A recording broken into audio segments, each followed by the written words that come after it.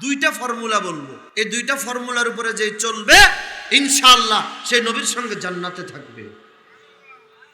হতে পারে স্বপ্ন যুগে নবীর সঙ্গে মোলাকাত হয়ে যাবে। ফর্মুলা কয়টা? সবাই বলেন। এক নাম্বার ফর্মুলা, নবীর মাদ্রাসাকে মহব্বত করব, বলেন ইনশাআল্লাহ।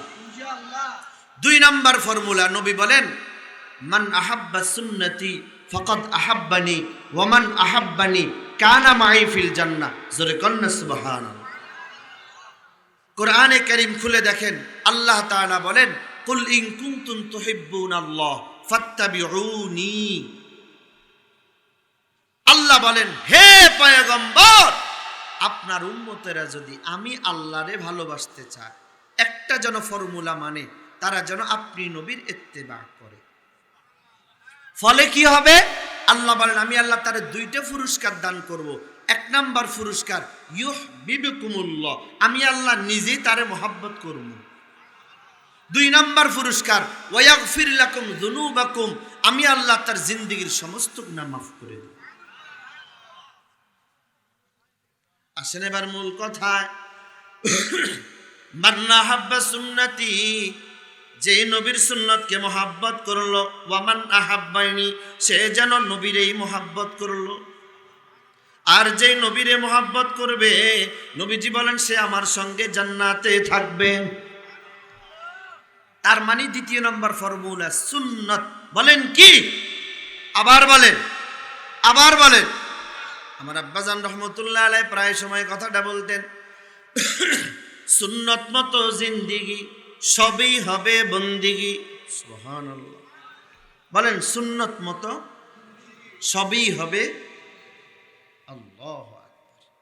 তার মানে মূল আমরা যে টপিকটা পেলাম সেটা হলো সুন্নত। বলেন কি? এখন সুন্নতের মহব্বত করার কারণে মানুষ কি পরিমাণ দামি হয়, একটা কথা বলবো, কথা বলে আলোচনা শেষ। এই সুন্নতের মহব্বত যার কলিজায় যদ্দুর, ইনশাআল্লাহ তার দুনিয়া আখিরাত তদ্দুর। বাজান রে, দারুল উলুম দেওবন্দের খবর নিয়ে দেখো। দারুল উলুম দেওবন্দ মাদ্রাসার পাশে একজন গ্রাম্য মানুষ, গ্রাম্য, সে একদিন দারুল উলুম দেওবন্দের একজন শিক্ষক ছিল, নাম তার ইউনুস রাহিমাহুল্লাহু তাআলা। ওই শিক্ষকরা একদিন আইসা বলতেছে, হুজুর আমি স্বপ্নে দেখছি। কি স্বপ্ন? বলে একজন আমারে আইসা ডাক দিয়া বলতেছে, শোনো অমুক জায়গায় নবীজি আসছে, নবীজিরে দেখতে চলো। সবাই বলেন না, জোরে বলেন না সুবহানাল্লাহ। বাজান রে, স্বপ্ন যুগের ওই ঘোষণাটা শুধু নবী নয়, আবু বকর, ওসমান, আলী, এইভাবে চারজন দামি দামি সাহাবী, ওমর সহ নবীর সঙ্গে আসছে। সেখানে গেলে চারজন দামি সাহাবীরই তোমরা দেখতে পারবা। উনি ছিল একজন সাধারণ মানুষ, দারুল উলুম দেওবন্দ গ্রামের। উনি ওই ইউনুস রাহিমাহুল্লাহু তাআলা রে বলতেছে, হুজুর আমি এমনি এমনি স্বপ্নে দেখতেছি। উনি বলতেছে, হুজুর আমি স্বপ্ন যুগে খবরটা পাওয়ার পর আমি দৌড়তে শুরু করলাম, গেলেই তো নবীজিরে দেখমু। তিনি বলেন আমি দৌড়তে এক পর্যায়ে আমি তাকায় দেখতেছি রাস্তার মধ্যে একজন বয়োবৃদ্ধ মানুষ লাঠি ভর কইরা নিচের দিকে তাকায়া খুব ধীর কদমে রাস্তার ডান পাশে দিয়া হাঁটে। সুবহানাল্লাহ। উনি বলতেছেন আমি বহু চিন্তায় পড়ে গেলাম, এত বয়োবৃদ্ধ মানুষটাকে পিছন থেকে চেনা যায় না। সামনে গিয়ে আমি তাকায় দেখলাম ইনি আর কেউ নয়, ইনি হলেন দারুল উলুম দেওবন্দের প্রতিষ্ঠাতা মুহতামিম আল্লামা কাসেম নানতুবি রাহমাতুল্লাহ আলাইহি। সামনে গিয়া বলে, আমি জিজ্ঞাসা করলাম হুজুর কই যান?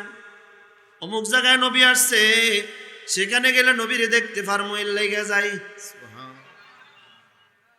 উনি বলে, হুজুর তো খুব ধীর কদমে হাঁটে, লাঠি ভর কইরা হাঁটে, নিচের দিকে তাকায় তাকায় হাঁটে, ডান পাশ হয়ে হাঁটতেছে। উনি যেইভাবে আস্তে আস্তে হাঁটে, আমার দেরি সহ্য হয় না, আমি দৌড়তে শুরু করলাম নবীজিরে দেখতে। উনি বলে আমার দেরি সহ্য হয় না, আমি দৌড়তে দৌড়তে দৌড়তে দৌড়তে দৌড়তে দৌড়তে এক পর্যায়ে তাকায় দেখতেছি ওই যে দূরে মায়ের নবীর নূরানি চেহারা দেখা যায়। বাজানরা মাঝখানে একটা কথা বলে রাখি, মনে রাখবেন, দুনিয়াতে যে স্বপ্ন যুগে মায়ার নবীর স্বপ্নে দেখছে, নিশ্চয় সে নবীরেই দেখছে। নবীজি বলেন মার রাআনি ফাকাদ রাআনি হাক্কা, যেই নবীজির স্বপ্নে দেখছে নিশ্চয় নবী বলেন সে আমার এই স্বপ্নে দেখছে।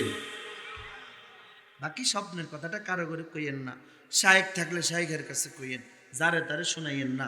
মনে রাখবেন স্বপ্ন যুগে যে নবীরে দেখছে তার জন্য আল্লাহর জান্নাত ওয়াজিব হয়ে গেছে। উনি বলতে যে মাত্র আমি মায়ার নবীর সামনে গেলাম, মায়ার নবী আমার সঙ্গে মুসাফা করলেন, আমি সালাম দিলাম, আসসালাতু আসসালামু আলাইকা ইয়া রাসূলুল্লাহ, আসসালাতু আসসালামু আলাইকা ইয়া হাবিবাল্লাহ। মায়ার নবী আমার সঙ্গে মুসাফা করলেন, কলিজার সঙ্গে কলিজা লাগাইলেন। পাশে একটা চেয়ার খালি ছিল, ওই চেয়ারের মধ্যে আমারে বসায়া দিছে। সুবহান। তিনি বলে আমি চিন্তায় পড়ে গেলাম, কাসেম নানতুবি রহমতুল্লাহ আলাইহি আসতেছে।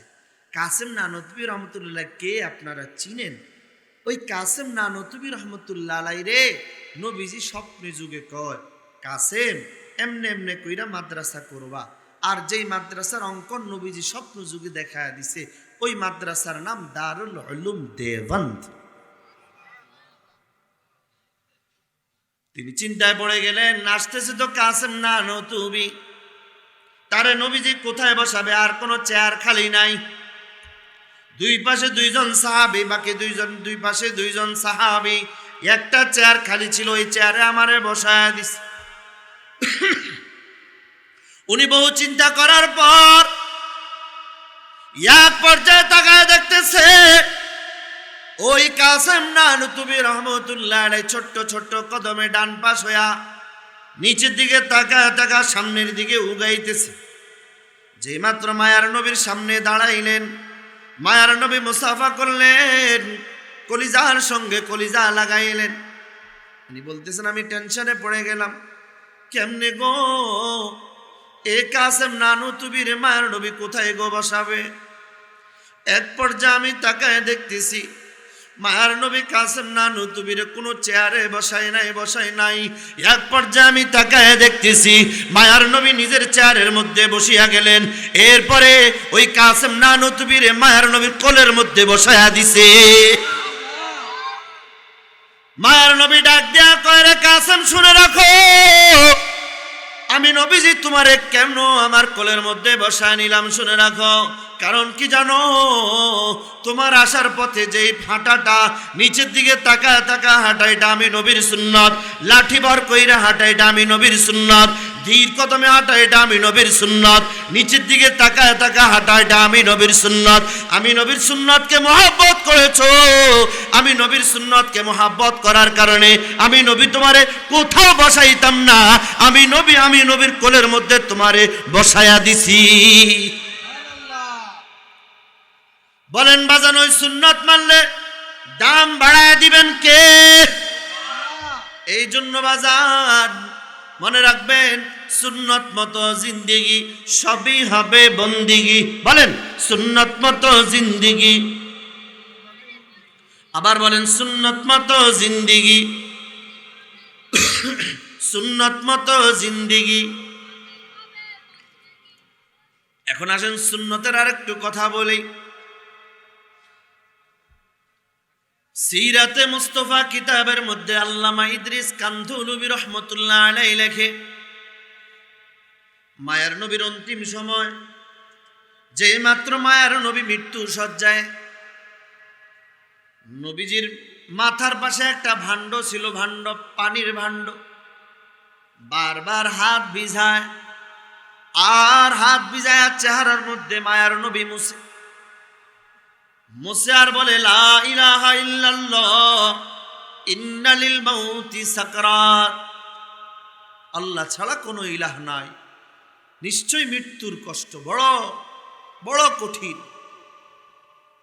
বাজান রে, মনে রাখবেন, এক পর্যায়ে আম্মা জানা আয়েশার হাত থেকে মেসওয়াক নিয়ে মায়ার নবী মেসওয়াক করলেন, যেন মায়ার নবীর ওই শব্দের যেই চেহারার আকৃতিটা, এরপরে যেন চেহারার ওই আকৃতিটা দুরূবিত হয়ে মনে হয় যেন নবীজির সাকরাতের কষ্ট দুরূবিত হয়ে গেছে।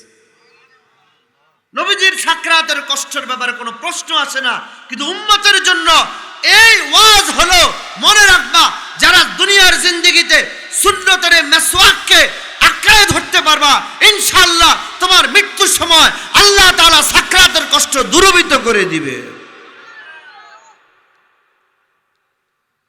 এই জন্য বাজান মনে রাখবেন, সুন্নত যার জিন্দেগিতে যত বেশি হবে তার জিন্দেগি তত নূরানি হবে। অনুরোধ করব, বলো, অনুরোধ করে বলি বাজান রে, সুন্নত ছাড়িও না, সুন্নত মতো জিন্দেগি গড়াও, ইনশাআল্লাহ তোমার জিন্দেগি আল্লাহ দামি বানায় দিবে, তোমার জিন্দেগি আল্লাহ সাহাবীওয়ালা জিন্দেগি বানায় দিবে। অনুরোধ করি বলি বন্ধু, আর অসৎ বন্ধুর কাছে যায়ও না। অসৎ বন্ধুর কারণে তোমার জিন্দেগি শেষ করে দিবে। এই অসৎ বন্ধু তোমার জিন্দেগিকে কখনো দামি বানাবে না। অসৎ বন্ধুর কারণে তোমার দুনিয়াও বরবাদ, আখিরাতও বরবাদ। আল্লাহ তাআলা বলেন, ওয়ায়াউমা ইয়া'আদ্দুজ যালিমু আলা ইয়াদাইহি ইয়াকুল ইয়া লাইতানি ইত্তাখাযতু মা'আর রাসূলি সাবিলা ইয়া ওয়াইলাতা লাইতানি লাম আত্তাখিজ ফুলানান খলিলা। এই জালেমগুলোর ব্যাপারে যে আয়াত অবতীর্ণ হলো, দুনিয়ার যুবকেরা, অসৎ বন্ধুর কারণে যদি তুমি নামাজ ছেড়ে দাও, আল্লাহকে ভুলে যাও, আর নবীর আদর্শ মতো চলতে না পারো, তুমিও এই উকবার মতো আফসোস করবা, আর ওই দিন আফসোস করে কোনো কাজে আসবে। এই জন্য বাজার মুরব্বী বাবাদেরকে বলে যায়, দাড়ি পাকনা বাবাদেরকে বলিয়া যায়, সন্তানদেরকে দিন শিখান, আল্লাহ চিনান, কোরআন পড়ান। মনে রাখবেন, আজকে আমাদের শায়েখ রাতে যে বাচ্চাদেরকে পাগড়ি দিবে, মনে রাখবেন কিয়ামতের ময়দানে এই কোরআনওয়ালাদেরকে ডাক দেয়া বলা হবে, কোরআনওয়ালা ইকরা ওয়ারতাকি ওয়ারাত্তিল কামা কুনতা তুরাত্তিলু ফিদ দুনিয়া ফাইন্না মানজিলাতাকা ইনদা আখির আয়াতিন তাকরাউহা। কিয়ামতের ময়দানে এই কোরআনওয়ালাকে ডাক দিয়া বলা হবে, কোরআনওয়ালা ইকরা ওয়ারতাকি, তুমি তেলাওয়াত করো আর উপরের দিকে উঠতে থাকো। সুবহানাল্লাহ। হাফেজে কোরআন আই সাহেবে কোরআন, যে হাফেজে কোরআনকে আল্লাহ তাআলা কিয়ামতের ময়দানে বলবে, এ কোরআনওয়ালা ইকরা ওয়ারতাকি, তুমি তেলাওয়াত করো আর উপরের দিকে উঠো। বাজান রে, কোরআনওয়ালা এক পর্যায়ে ডাক দিয়ে বলবে, আল্লাহ এরপরে আমি কই যাব? বলে, যেখানে গিয়ে তোমার তেলাওয়াত শেষ হবে সেখানে তোমার জন্য জান্নাতের ফয়সালা হবে। কোরআনওয়ালা আল্লাহকে ডাক দিয়ে বলবে, আল্লাহ আমার মা কই, আমার বাবাই কই? বলে, তোমার মা বাবা গুনার কারণে জাহান্নামী, জাহান্নামের আগুনে জ্বলতে জ্বলতে আঙ্গার হয়ে গেছে। কোরআনওয়ালা বলবে, আল্লাহ যেই জান্নাতে আমার মা নাই, বাবাই নাই, ওই জান্নাত আমার দরকার নাই। কোরআনওয়ালা ডাক দিয়া বলবে, আল্লাহ আমার